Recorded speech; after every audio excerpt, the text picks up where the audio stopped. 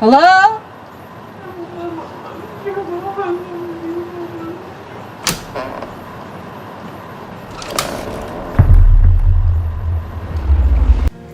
I've been recording this. Oh, this is recording? So we're gonna watch The Grudge 2020 and see how it stands up. Were you a fan of the first Grudge, the American Grudge? You know what? The original Grudge that came out, the American one, I thought it had some kind of interesting scenes when I was a kid. It made my friends scared. What was that, 98?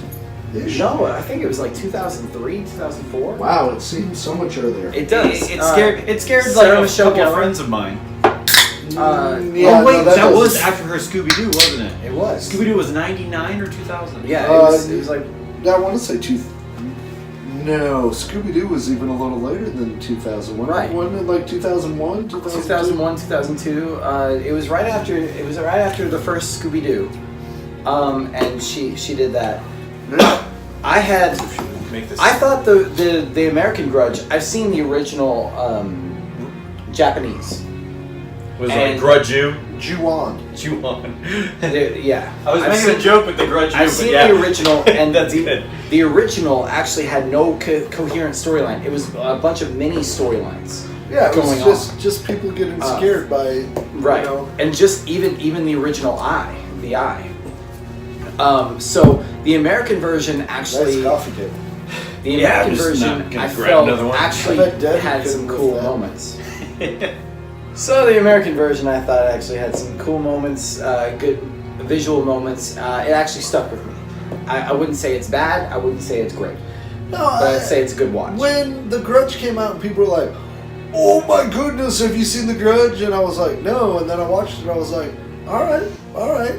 I see why. Because there was a lot of nuanced stuff. There was a lot of the whole Japanese mythology of ghosts carrying grudges and becoming malevolent. Right. That was new to Americans. I have since watched a shit ton of anime. Not new at all. It's old hat, but yeah, right. They use that theme a lot. But I kind of liked it. However, roughly around the same time The Ring came out, which was also an Asian adaptation. Yeah, I think they're roughly the same year. And I have to say, I loved The Ring. I thought... The original. Yeah. Yeah. I haven't seen the new Ring. The Ring surpassed the Japanese version by far for me. I watched both. But I think Josh hit it on the head perfectly.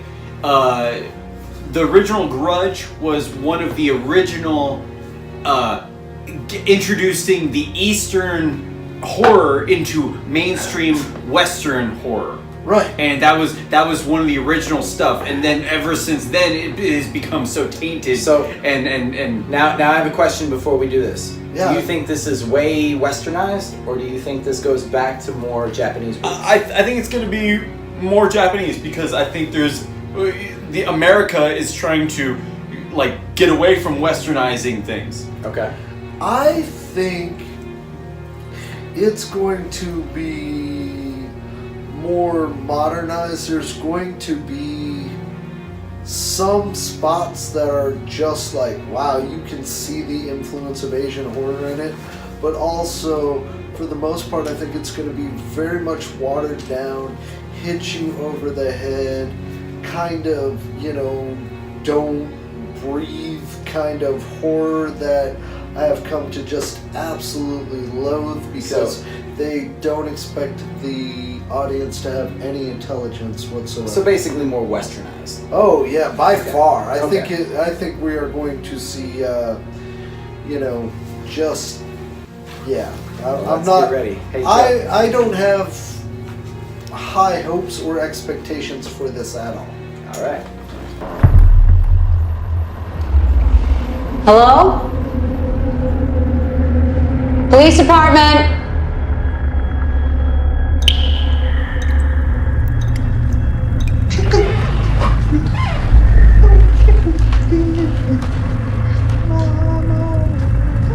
Mrs. Matheson?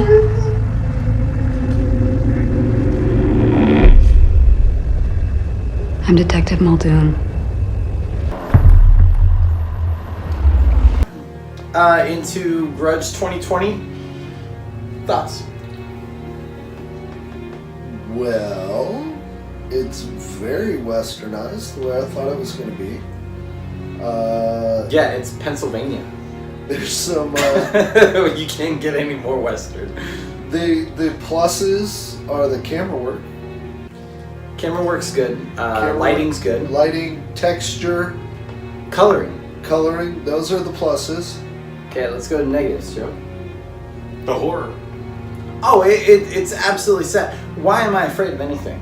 Well, mostly it's uncertainty in life, Michael, but other than that, in this film, there's no reason to be afraid of anything. It's overplayed, it's hitting you over the head, there's no buildup of suspense or why. It actually assumes that everybody watching The Grudge 2020 has watched The Grudge in the past. Right, and you know what I liked? What the original, like The Ring did. Okay, what The Ring did is, you didn't see the kill, you saw the aftermath, Right. and the aftermath was grotesque and gruesome, and you're like, oh shit, that could happen to somebody. I don't want to see that happen. It was so grotesque that it stuck with you, and you know what the outcome could be. We have no outcome of this. We just seen weird things. Right. And So we don't know what to be afraid of. now it's creating these disjointed characters. We have unattractive, texturally vibrant lead characters Yes. that are not making us connect or feel connected with them in any way. There's very little exposition onto their backstory or why they are doing what they're doing Yeah. in any way, shape, or form. When you look at something like you said, The Ring, where we had big shocks, big scares, violent aftermath, and then through that we got exposition building onto why and how that happened. We created a whole mythos in a world. Whereas this right now is pretty scene, ugly thing in the middle of it, pretty scene, ugly thing in the middle of Well, it. even the original Grudge started with some guy having a normal conversation, and then he just walks off of a balcony, and his contorted on the ground, dead, and you're just like, whoa! It hits you with a shock instantly. Well, first of all, it was Bill Pullman, so Yeah, you instantly Shocked liked him. You instantly liked him. As soon as That's true, we all liked Bill. that's But- the president from Independence Day. right, but this opened with, hey, look, a bag breathing, and then the girl with no context. Something behind touched it. her foot. There was no context at Well, all. like I said, it assumes that everybody has seen the original Grudge, which is, 15 years removed from this movie. Yeah. So, how many, especially the young adult population, which is the biggest sector for, horror films in their theatrical phase anyway. They ain't watching 2004 movie. Yeah, Of The Grudge. How many of them went, man, I grew up on The Grudge, I know that None. mythos inside and out. And None. This And- brings back them fond memories. And so far, they have failed. We are 16 minutes in. So far, they have failed in creating any suspense for people who have not watched the original. So, Let's let see me if it ask gets any better. have they created any connection with any of the characters? No. Even though we have this blonde-haired detective who relocated to Pennsylvania. We know nothing about her. We Yeah. only know she relocated and she has a son. and That's her, it. and her husband. And you don't know how long ago. We know nothing You else. just know because they were like, oh, she still hasn't changed the thing. And So then- it could have been 3 years, and then she she- still hasn't done anything. And how long has she been in Pennsylvania? How long has she been in Pennsylvania? How long Was that the first person she ever met when that weird lady who cut her fingers off, and whose Well, husband is obviously dead? it was her second to third person because she started a new day on the job as a police detective. So we didn't know that was new. we didn't know she was in law enforcement. We didn't, You still don't know if that was the first day. or if it was the first day back. Or if You we're don't know still any on of the- that. Or if we're still on the we first literally day. have no idea anything about what we've seen. All we know is she is in law enforcement and she had a bad day. Right. So right now we have failed at 16 minutes to even create a story. And truth be told, if I wasn't here with you guys, I Probably turn it off. Truth be told, if you Yeah. if you I'm hadn't turning have off. already spent $5 on it, they would have just turned it off. Yeah. I'd turn it off and watch something else because that's who I am. Once Yeah. I have always argued on, if I don't like the character, feel connection, see the story unfolding, the way a story should unfold, I'll turn it off. I'll watch something else. So we are at the if Josh wasn't here right now, he would turn it off point. I'm gonna talk to you about a woman we found.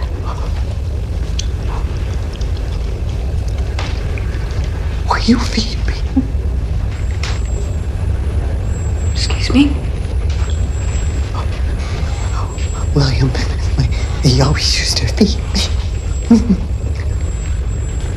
William was your husband? Yeah.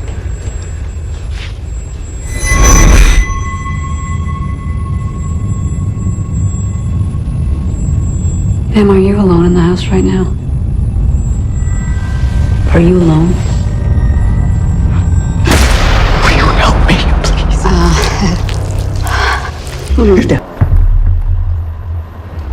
To The Grudge 2020, and judging by everybody's look on everybody's face, I think the best part is the flashback to 2004, where we have you'd say Harold from Harold and Kumar, Or you Showing could up, say Mr. or- Sulu. or Sulu from Star Trek 1, 2, and 3 Into Darkness, and then the third one. Actually, I prefer the third one in the new series than the first two, to be honest. And he was the Chow.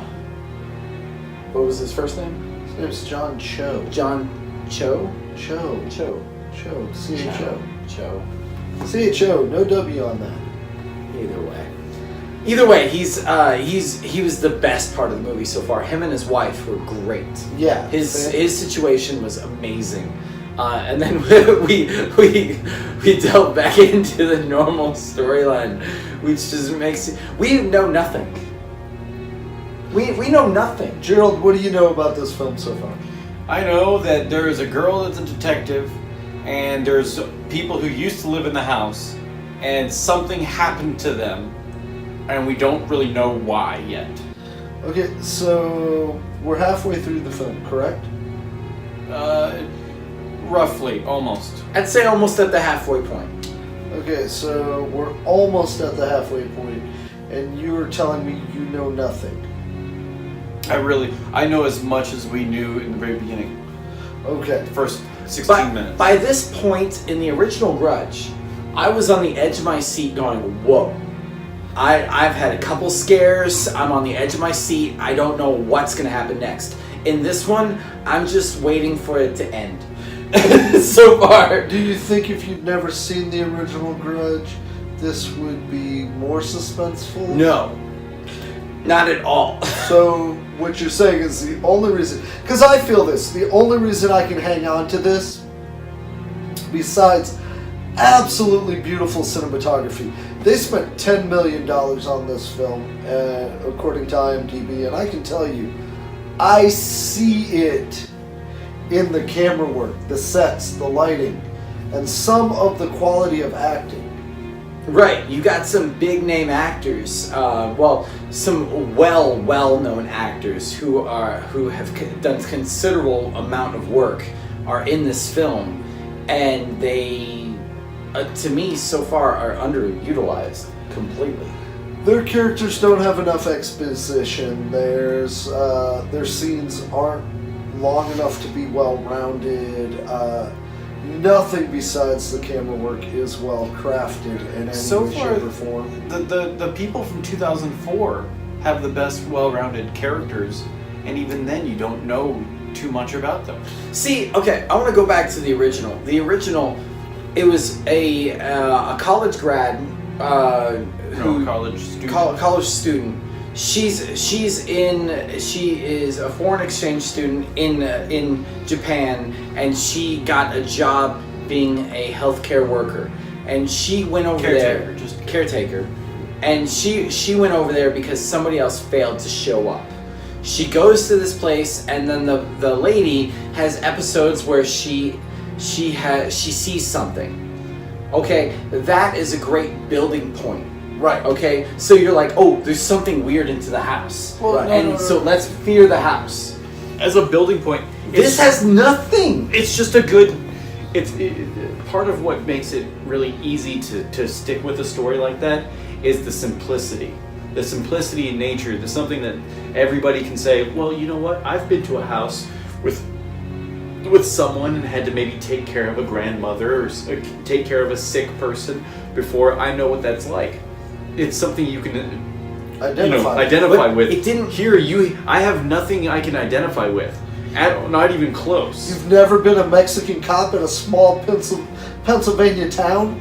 Yeah. I've never been a female cop I've in a never- small Pennsylvania town either. I've never, but in the original, nothing weird started happening where it started attaching to her until she saw the weird lady get killed by the evil, and that's when it started attaching to her, and that's when the whole movie started like spiraling into this weird stuff. Right. And you started getting flashbacks and this and that. So you have that. We have nothing to fear.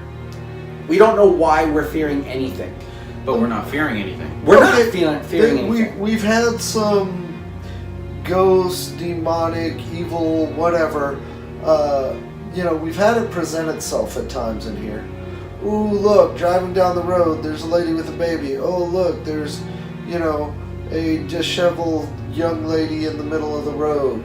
Oh, there's a little girl, bleeding out of her face. Oh, somebody grabbed my hand while I'm looking at a rancid meat counter. So we've seen the presence of evil, Right. but it has, the saying, trying too hard. Yeah, this is trying way too hard. This is trying too hard. We've seen it, but it hasn't established why it's there, how it's there. In the first movie, in the original movie in 2004, she was talking to one of the ladies, and she actually tells the boyfriend at the time. Doesn't she tell the boyfriend something? She tells the boyfriend that that sometimes people say that they see like a little kid with a cat voice or something like that. Like they go through the mythology behind some of the ghost stuff at one point. She finds the kid, she talks to the kid for a bit, and then she deals with the kid, and then the kid ends up just going. But I mean, no. But isn't there a point in time where they explain that something about why the ghosts act this way it is? Right, but it's not until I forget exactly how it is. But it's not established. it's not until after building a relationship with that character yet, because she just thought it was just a random boy that she kept seeing around. You didn't know it was anything psychological or anything paranormal until later. Like within 10, 15 minutes. It was just from that. like, oh, there's that weird neighborhood kid again kind of thing. Right, And right. then- This weird and house. then it built up to...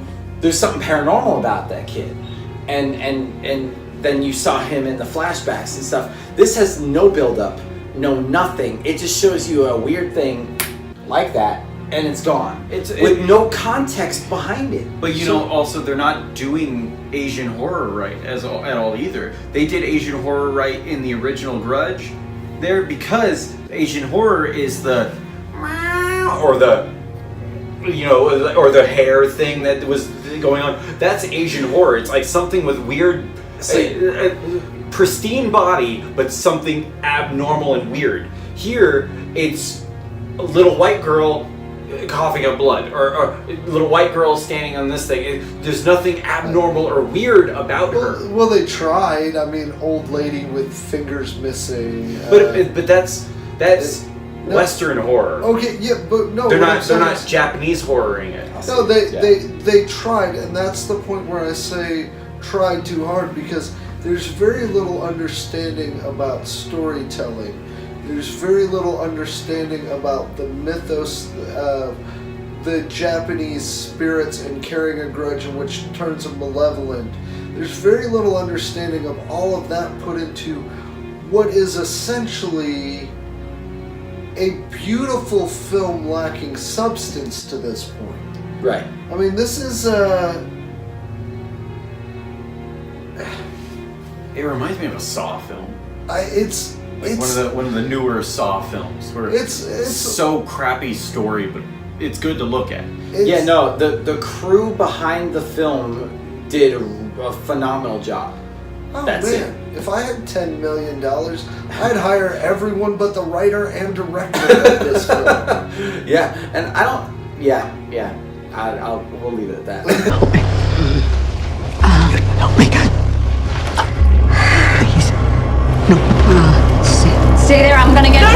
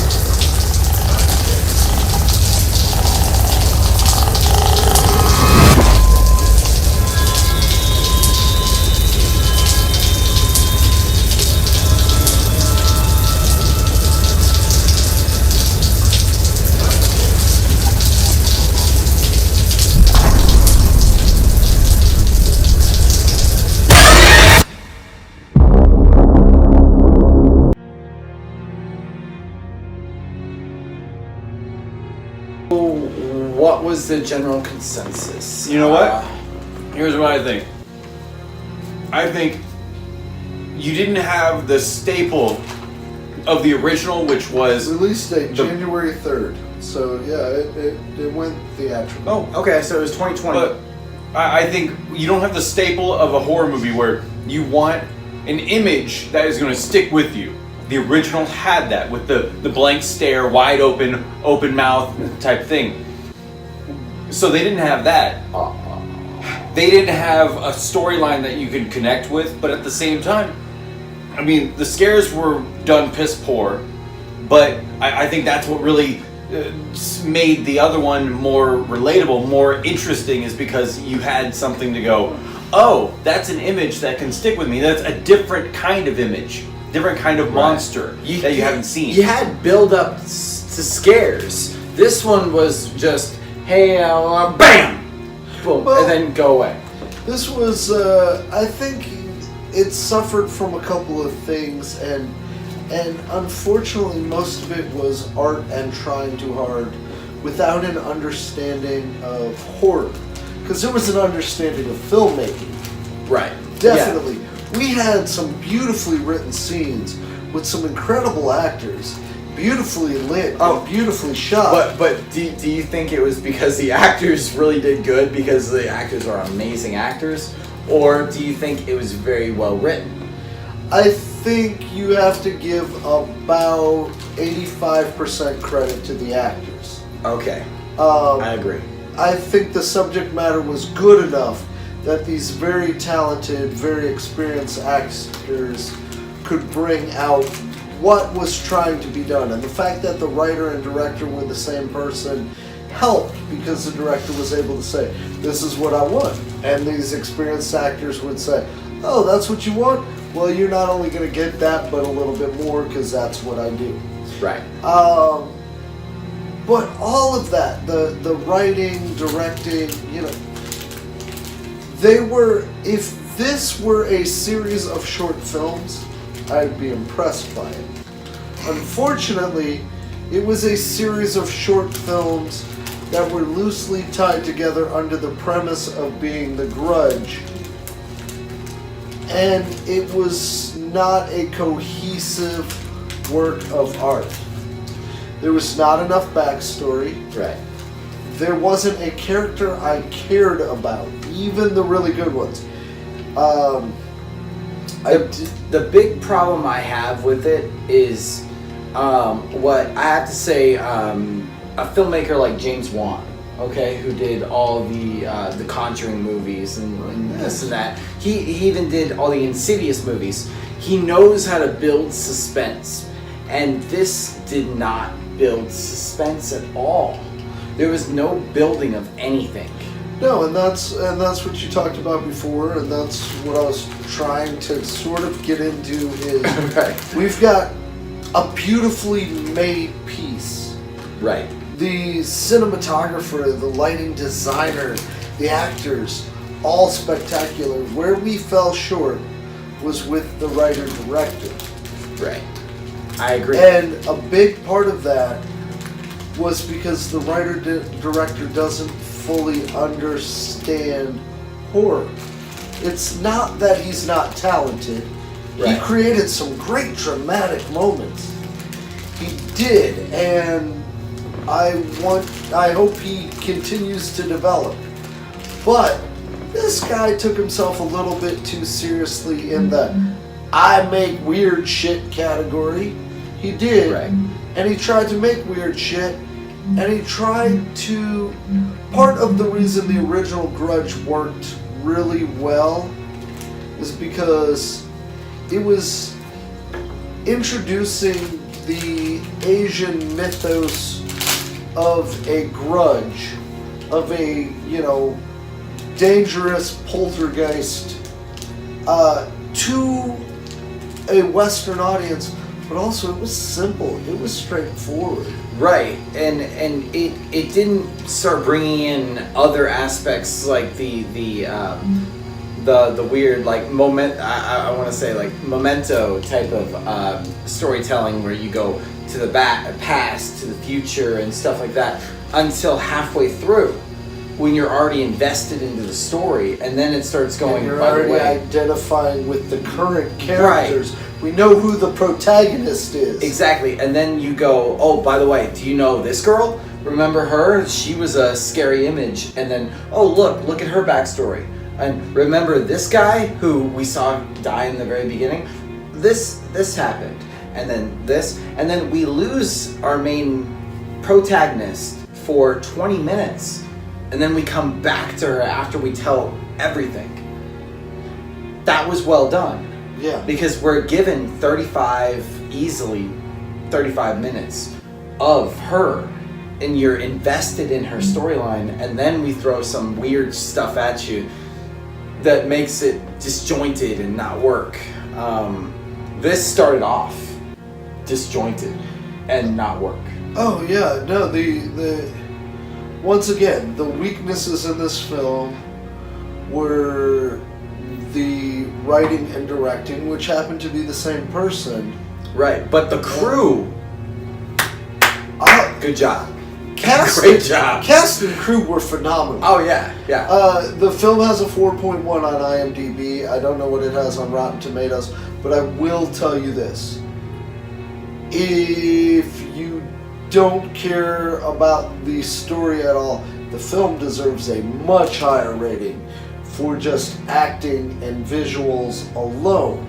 Wait, so that's your opinion. You say it should go higher in rating. Oh, I'd at least give it a 6 based off of what I saw. Okay. Based off what the cast and crew created. Gerald, what would you rate this? It has a 19% on Rotten Tomatoes. I don't think it's that bad. I've seen terrible movies, and I've seen movies that deserve a 19%. I didn't care for the movie, but at the same time, it's forgettable. I think it's a middle of the road movie. I think it deserves a 50%. So 50, you go 50. 5. You go more like 6. I put a 6 on a scale from 1 to 10. You know what? I disagree with both of you. I would rate it like a 3. I think it should be lower than what it's rated mainly because of how much it failed at everything else but cinematography and audio. The acting was spectacular. Well, the acting, yes. All right. But I'm saying All everything. right, on a scale from 1 to 10, acting. Give it 1 point. Yes or no? Yes. Lighting. Yes or no? 1 point. Because Exteriors, yes. Exteriors, wait. Interiors got annoyingly orange everything all the time. after the 20-minute mark, everything was orange. Okay, so no. I would say points no on that at all? Not even a half point? No, not. Okay, sound design. Yes. Okay, so now we're at a 2.